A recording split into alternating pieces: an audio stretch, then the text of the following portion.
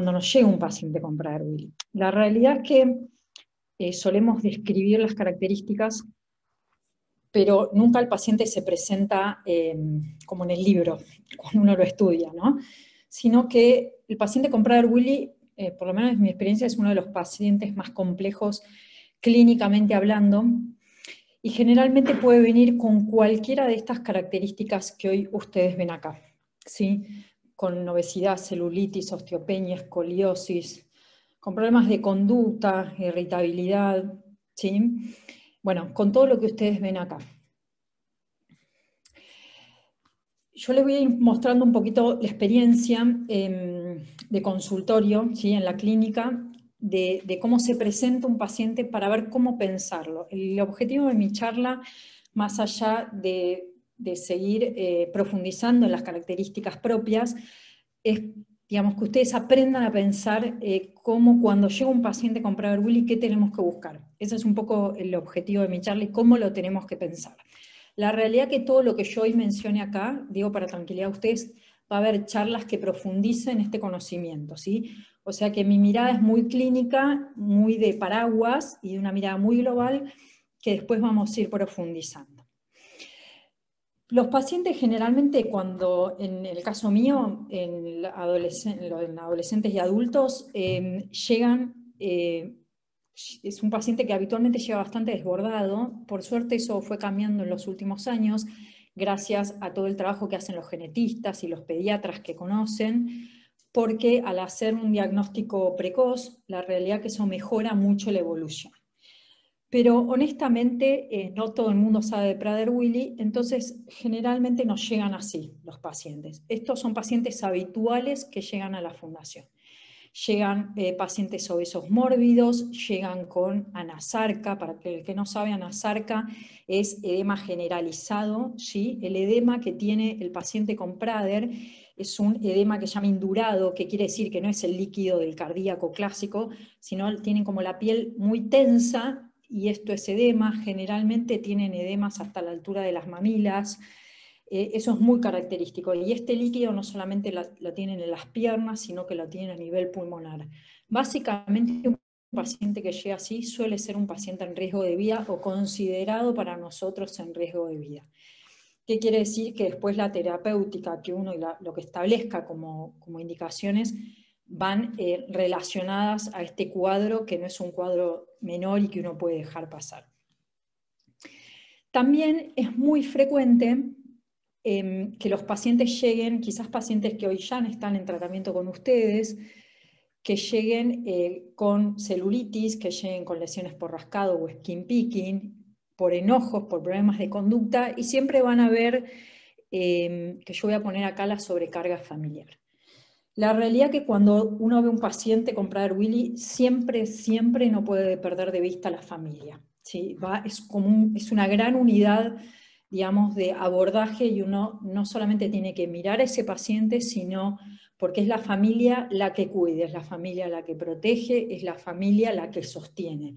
Y siempre lo que ustedes van a ver, y es importante evaluar, es esa sobrecarga. ¿Y por qué lo digo? Porque esto va ligado a la terapéutica. Entonces es importante tenerlo en el radar cuando uno no solo mira un paciente, mira un núcleo que es la familia, ¿sí? El paciente inserto en su contexto. Un indicador muy interesante de qué le pasa a ese paciente, que Paulina lo refirió muy bien, son las lesiones por rascado, el skin picking, ¿sí? Y como clínica lo digo, y no solo como clínica, digo esto me parece que todo profesional de la salud lo tenemos que ver, tenemos que mirar al paciente, ¿sí? Mirar a la persona con Prader-Willi. La cabeza es un lugar que nunca nadie mira, y bueno, Paulina mostró una foto y yo adhiero a esa foto. Son lugares donde ellos se lastiman en las plantas de los pies, se sacan las uñas, ¿sí? Y así como se lesionan rápidamente, en mi experiencia, esto no lo leí en ningún paper, pero en mi experiencia también con un adecuado tratamiento rápidamente se curan. O sea, en 24 o 48 horas, realmente si no se tocan, se curan. ¿Sí? Si no se tocan, ¿no? Porque si se tocan, se siguen lastimando y es eterna. Pueden haber heridas de años, ¿no? Pero si no se tocan, tienen una rápida cicatrización. Y acá mostramos, por ejemplo, en la espalda, más allá de la escoliosis que después la vamos a ver, en lugares donde a cualquier lugar que llegan tienen posiblemente este tipo de lesiones que eventualmente se pueden transformar en úlceras, que se pueden infectar y que requieren tratamiento, ¿sí? Y es importante, y si voy a la slide anterior, ¿qué puse? Irritabilidad, puse conducta, puse ansiedad, ¿sí? Las lesiones por rascado no solamente es una lesión, esa lesión es un combo con el cual viene el paciente. Y generalmente si pasa esto, ¿por qué otra cosa pasa? Y eso es importante indagar en la anamnesis. Algo está pasando en esa familia, en el colegio, algo le está pasando a él, por algún motivo se lastima, no se lastima porque se lastima. Hay algo que está generando eso. Y recordemos, como tienen un alto umbral del dolor, pueden llegar a este tipo de lesiones. Si no, no, como dejamos de hacer, ¿sí? Como ellos tienen un alto umbral del dolor, cuesta.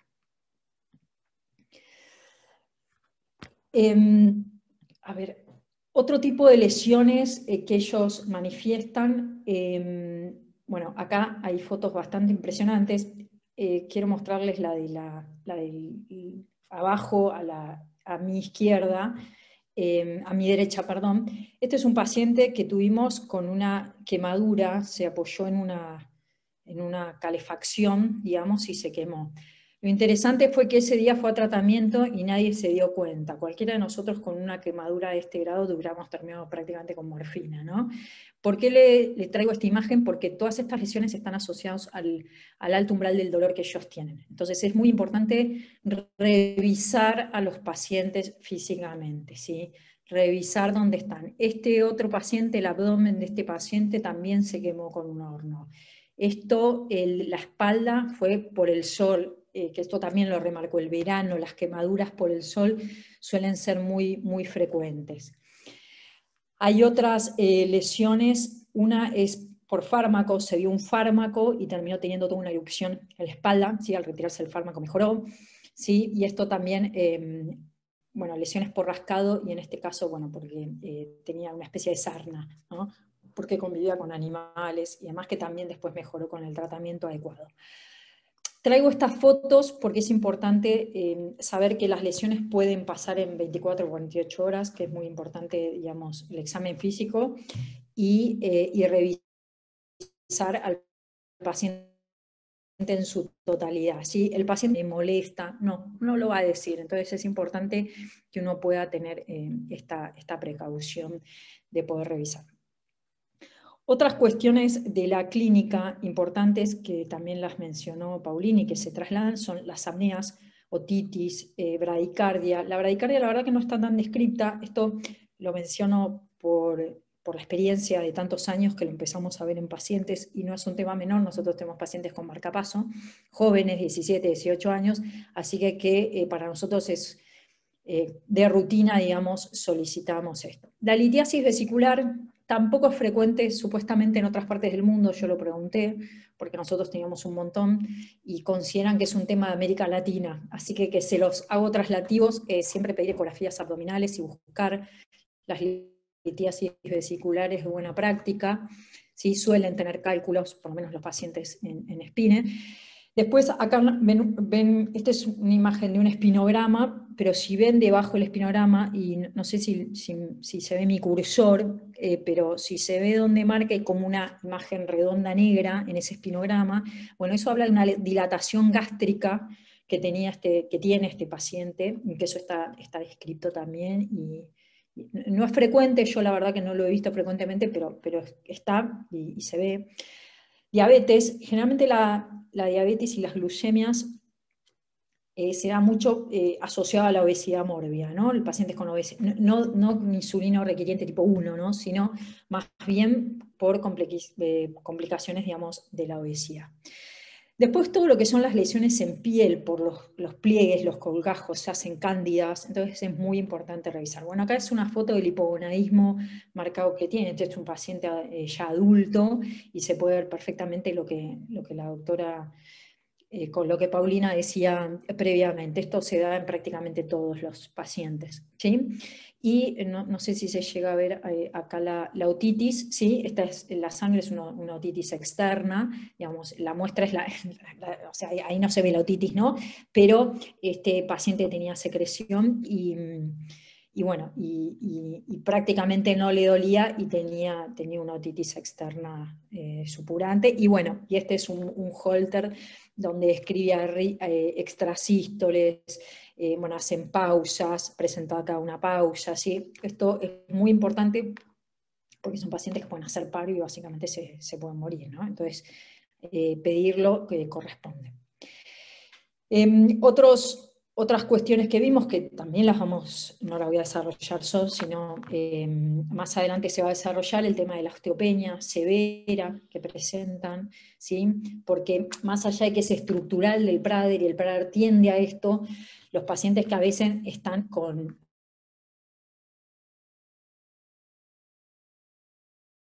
digamos, con dietas más que los requerimientos y los aportes hacen que obviamente esa osteopenia se vea empeore, ¿no? Entonces, ese es un tema muy importante. Ven acá, el que sabe o no sabe, este informe, el que está en el centro, es una densitometría ósea, que es un estudio que en la Fundación pedimos de rutina, y para que ustedes se den una idea, debería estar el puntito ese negro en donde está el celeste. Está mucho más abajo del celeste. Esto habla de la osteopenia severa de algunos pacientes. Ustedes sabrán que una osteopenia severa hace que la probabilidad de fracturas sea mayor con todo lo que eso implica. Bueno, como ven acá, ven las escoliosis muy marcadas que se dan no en todos los pacientes, pero en la mayoría, ¿sí? El genuvalgo, esta alteración en la marcha, los pies pequeños, más la obesidad, genera mucha inestabilidad y por ende esguinces crónicos, algo que hay que cuidar mucho porque algunos pacientes han ido a cirugía por eso. Y otro tema que va asociado a la clínica y lo cual hay que pensar, de lo cual van a hablar la próxima clase, son las cuestiones de la conducta, ¿no? Un paciente, a veces el motivo de consulta de la familia suele ser eso, los problemas de conducta. Le diría que en adolescentes y adultos hay dos motivos de consulta, que son la obesidad mórbida y los problemas de conducta. El 95% consulta por eso. Y generalmente cuando tienen serios problemas de conducta está asociada a la obesidad. Casi le diría que van de la mano prácticamente siempre, no siempre, pero prácticamente. ¿Sí? Acá intenté poner, bueno, esta es una puerta que rompió un paciente en un episodio. ¿Sí? Esto pasa y pasa frecuente. No rompiendo puertas, digamos, pero otras cosas sí, televisores, sillas, lo que se imaginen. Quiero que miren, uno cuando empieza a estar en este tema, hay algo en la mirada que nos aporta mucho, ¿sí? La mirada de paz que tiene un paciente cuando está bien es una cosa, y hay una mirada cuando algo no está bien, que es importante enseñarle a la familia, porque es eso que la familia te dice, está raro, y ese raro es muy importante escucharlo, porque hay algo que nos tiene que hacer ruidos como profesionales para poder trabajarlo, ¿sí? Y estos pacientes que pusimos acá, primero acá hay una paciente que está empacada, ¿no? Y que estuvo varias horas en el consultorio porque le habíamos puesto un límite, y después esa mirada rara, ¿no? Donde hay algo más que es importante poder descubrir y entender qué es lo que está pasando como parte de todo este cuadro clínico, ¿sí? Porque van todos de la mano. Bueno, un poco yo lo voy a mencionar por arriba porque todo esto lo habló Paulina, lo habló Fanny, y esto se repite, ¿sí? La realidad que el paciente, la persona con Prader-Willi, digamos, mantiene sus características a lo largo de toda de la vida. Te diría que la hipotonía tan marcada que tiene el neonato no la vemos así de marcada en el adolescente y adulto, ¿sí? Adquiere marcha, todo tardío, pero todo se adquiere, pero se mantiene. Así que no voy a mencionar tan en detalle para no aburrirlos y darle prioridad a otras cosas que me parecen como más importantes. Y aparte todos tienen acceso a esta presentación. Estas son las características que ya vimos, ¿sí? Y después están, sí, las complicaciones, que eso sí me quiero detener más. Es muy importante poder separar qué es lo propio del Prader, ¿sí? Y qué es lo agregado del Prader, el cual sí, como médicos, tenemos los médicos profesionales de la salud y demás, tenemos la obligación de detectar y tratar, ¿sí? Como ya les mencioné antes, el tema de la diabetes tipo 2, esto se da y frecuentemente, y sobre todo en pacientes obesos mórbidos, que la realidad que de mi experiencia todos mejoran una vez que descienden el peso, mejoran. De hecho, muchos terminan prácticamente sin insulina o solo algunos con metformina, o sea que mejoran. ¿Sí? La obesidad, ¿no? Obviamente hay que controlar esa hiperfagia que tienen, que también se controla, y nosotros, la mayoría de nuestros pacientes, terminan o con sobrepeso o con normopeso, así que hay que, bueno, un poco yendo a la respuesta de que si había Prader delgado, sí, efectivamente hay. Bueno, las infecciones por rascado, si el skin picking puede hacer celulitis, erisipelas, las necrosis gástricas, todo esto son complicaciones clínicas reales que tenemos que saber que están para que si aparece un paciente, tenerlo presente, digamos, de que puede suceder. Algo que dijo Paulini, que yo lo remarco con mucho énfasis, es si un paciente con Prader refiere que le duele, preocúpate. ¿Sí? Primero siempre, y esta es una regla para mí de oro, primero descarta lo orgánico en general, y esto es como médica, lo digo independientemente del paciente. Primero uno descarta lo orgánico y después determina si es psicológico o no psicológico, pero primero tener la seguridad de que ese paciente no está transitando con ningún cuadro de base que nos pueda estar justificando, digamos, y evitando, digamos, y nos comamos algún tema serio y que después se complique, ¿sí? No voy a hablar de las cuestiones psiquiátricas porque la doctora Anabela Galeano va a dar una muy buena charla en relación a eso, ya le estoy metiendo presión, no sé si está por ahí, pero... y otro tema, bueno, interesante para mí, que tiene mucho impacto en la clínica, que también va a haber una clase, es todo lo que tiene que ver con apneas, ¿sí? Las apneas obstructivas, las apneas del sueño y demás, que eso es un capítulo muy importante e interesante porque trae mucha clínica aparejada. Como les decía, la conducta del peso van, la verdad que en el 90% van de la mano. ¿Sí? Cuando uno mejora la conducta, mejora el peso. Esto es así. De hecho, a veces uno, cuando trabaja en equipo, parece que le da mucha importancia a la conducta y es como que eso es una ficha central que reacomoda las cuestiones clínicas, las cuestiones nutricionales, van de la mano. Y acá puse en esta slide el entorno y la familia, porque tenemos la obligación a un paciente, aunque sea adolescente y adulto, como tiene discapacidad intelectual, tratarlo como si fuera un paciente pediátrico. ¿Sí? Esto es muy importante que lo sepan. O sea que es indefectible, vuelvo cuando comencé la charla, se trabaja en unidad, o sea, mi mínima unidad de trabajo es la familia, ¿sí? Y el paciente inserto en esa familia, es así como hay que pensarlo. Y acá me voy a detener brevemente, porque creo que mi intención es darle por lo menos una mirada desde la experiencia, puede servir para cualquier paciente, pero lo usamos mucho en Prader por la complejidad, de cómo tenemos que pensar un paciente con Prader-Willi. ¿Sí? El paciente con Prader-Willi es un paciente muy complejo, extremadamente complejo. Y generalmente cuando viene con un síntoma, ¿sí? Que puede ser el motivo de consulta a la familia, o puede ser un paciente de seguimiento, aparece con algo que suele ser en realidad la punta del iceberg a ver, una lesión en la uña, porque se arrancó la uña, no es solamente que se arrancó la uña, hay algo atrás.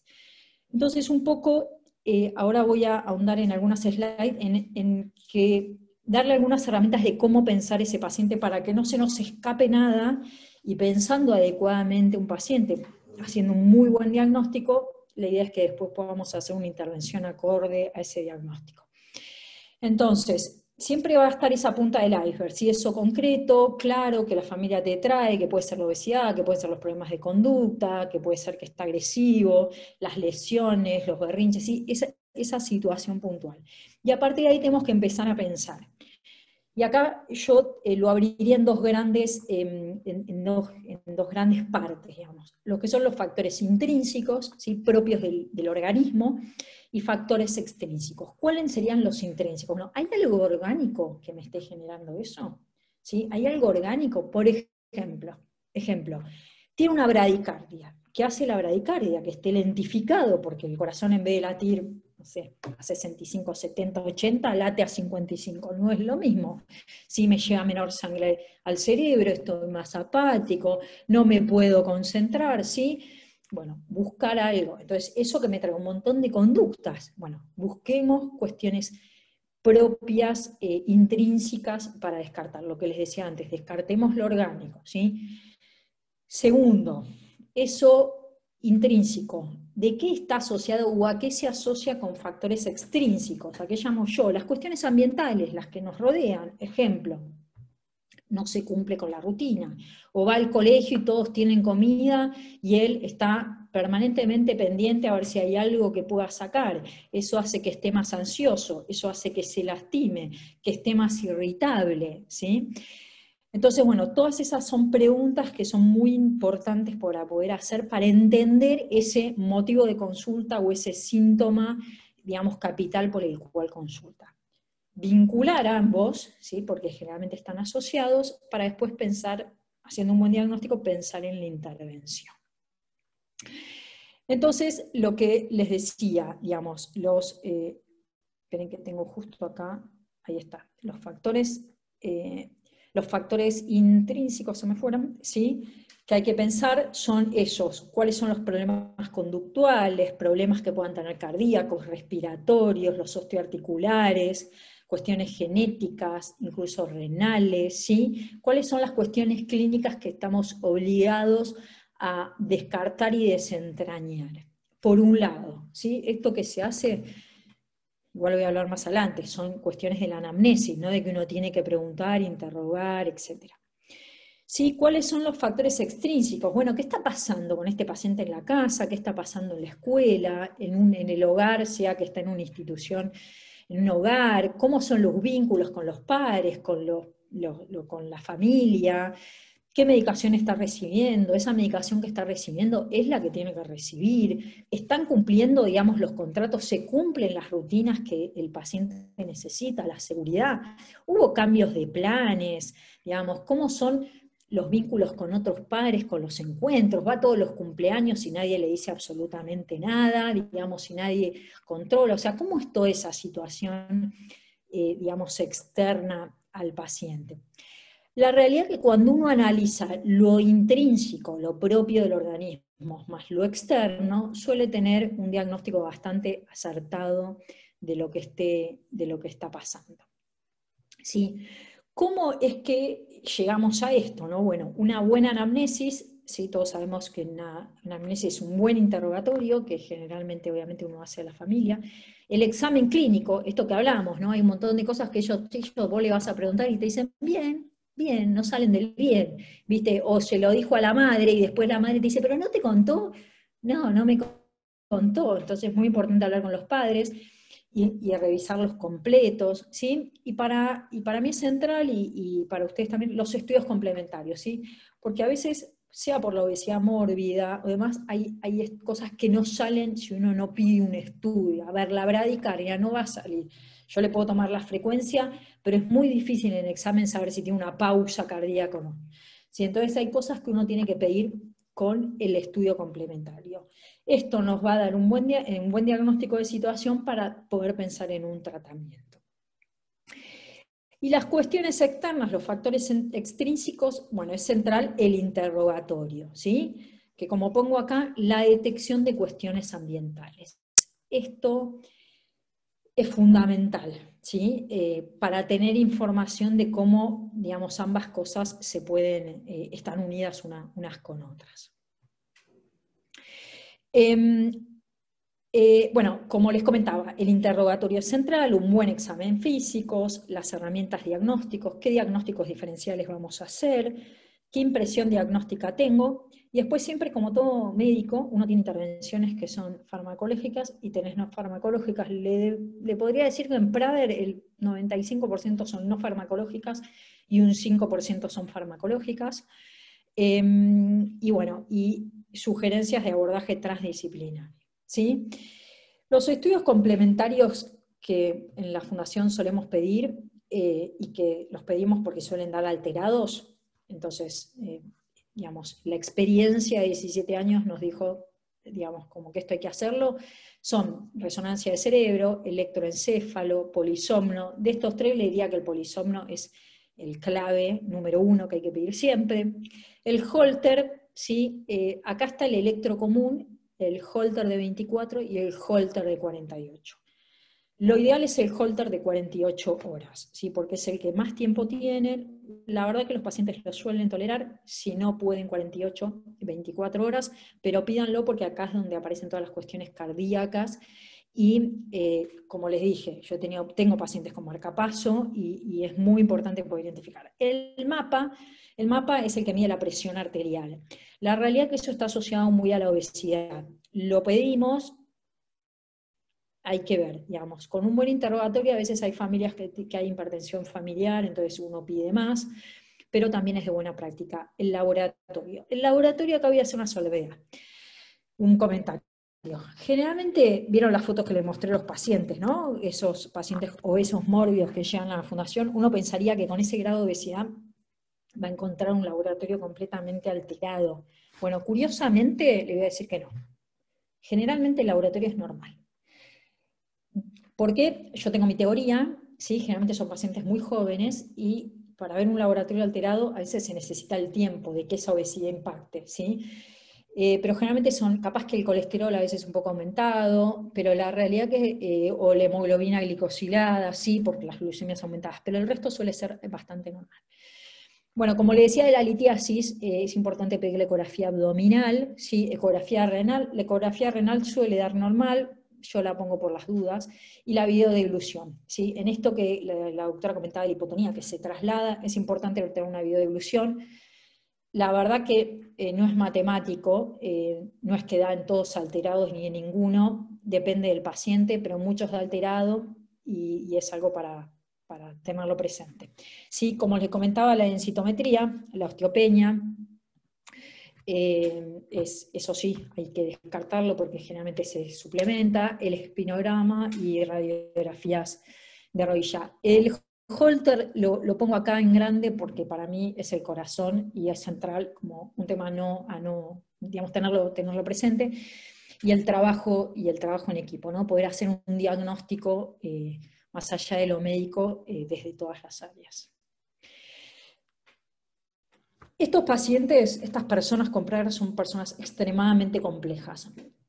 Ustedes vieron que en toda la presentación yo siempre hablé de que la conducta está asociada a las cuestiones. Cuando les presenté la clínica lo asocié a la conducta, a la irritabilidad, ¿sí? A los berrinches. O sea, la conducta y las cuestiones clínicas están casadas en el Prader-Willi, es así, van de la mano completamente, ¿sí? Entonces, concebir un tratamiento solo yo como médica clínica sería una ridícula total. Es por eso también que nosotros, el objetivo del curso es el networking, es el trabajo en conjunto, porque uno con un paciente de estas características se queda muy solo en el consultorio. Son pacientes muy complejos, son pacientes de muy difícil terapéutica. Lo que uno haga tiene una limitante muy corta y cuando lo suma a otros saberes de otras áreas, la verdad que el conocimiento se potencia, ¿sí? Por eso, bueno, fomentamos esto de que se conozcan, de que puedan armar una red, porque son pacientes que no solamente el paciente es complejo, sino la familia es muy compleja, porque la familia, como le puse en todas las slides, está muy sobrecargada, no sabe qué hacer, necesita una respuesta. Entonces, ayudar a todo eso, uno se queda muy chico. Si ustedes me dicen, con mis 17 años de experiencia que tengo, si atendería sola en mi consultorio a un paciente con Prader-Willi, te digo ya que la respuesta es no. Y creo que tengo suficiente manejo para poder hacerlo. Sin embargo, no lo haría, porque sé que no le hace bien ni al paciente ni a la familia. Por eso es importante que podamos armar una red, que es el objetivo del curso, ¿sí? Entonces, como dice acá, el tratamiento debería ser transdisciplinario, las investigaciones clínicas, las complicaciones desde el área de salud mental,